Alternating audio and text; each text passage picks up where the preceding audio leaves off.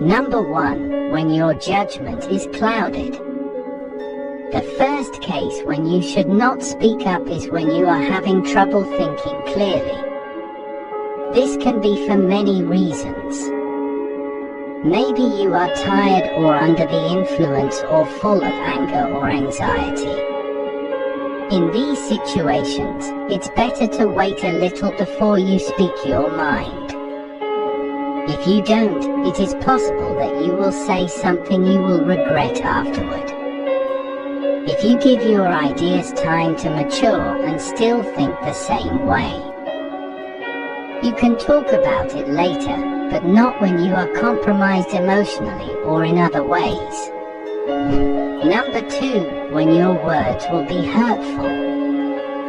The second situation in which you should not speak up is when your words are more likely to be hurtful beyond being useful.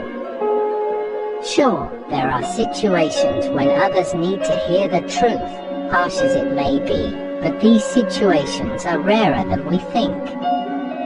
Consider whether the words you want to speak are going to be useful or if you are acting to hurt the other person. Number 3. When your opinion doesn't matter. The next situation when you should not speak up is when your opinion is irrelevant. It's never easy to admit and accept it, however, it's very important, even if our ego doesn't agree. When you don't know enough about a situation or other people are experts, or when your opinion has no impact on others, it's often better to stay silent, just because it's the wisest thing to do. Silence is the best answer to someone who doesn't value your words. Number 4. When you don't have enough evidence.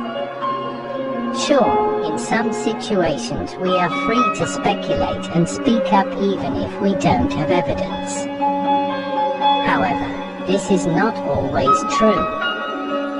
When we are talking about something that will likely have a big impact on another person, for instance, on their physical and mental well-being, we should not offer information that is not certain. Hearsay might be fine in some contexts, but if our hearsay can sway a big decision, it's best not to speak.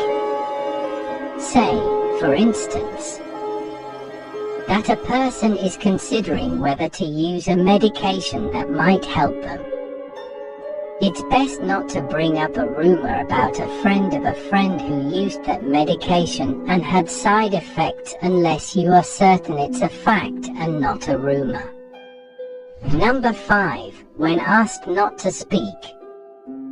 If recognizing that your opinion is not relevant is hard for the ego, being asked to stay silent is even harder.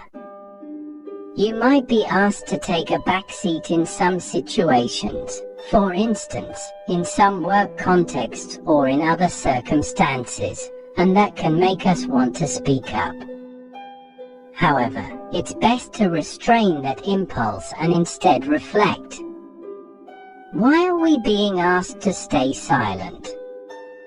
Listening and learning can also be good in these situations. Number 6. When you don't have anything to say. Just because you feel you ought to add something doesn't mean you should. Instead, you might support what someone else has said. It can feel awkward saying that you don't have something to add, but it is usually better than speaking for the sake of speaking. Allow yourself to admit when there is nothing to add. Be careful with your words. Once they are said, they can be only forgiven, not forgotten.